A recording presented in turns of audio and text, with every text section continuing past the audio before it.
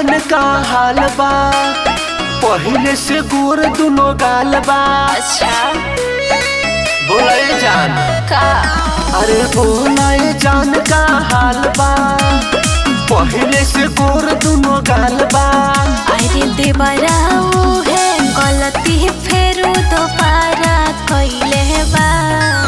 और चाटी चाटी धोड़ी के मोर फूला बरा कैले बा।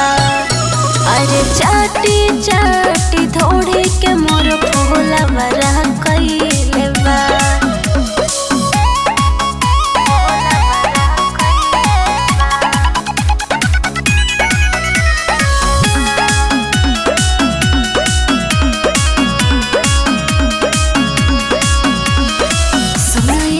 देवर के समझा दो पहले बका का तू हमके बता दो, हमके बता दो, हमके बता दो।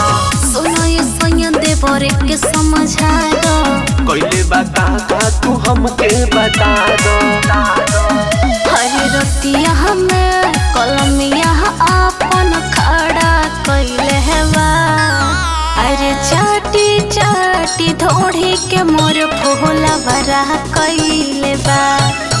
अरे चाटी चाटी धोड़ी के मोर फूला बरा कैले बा।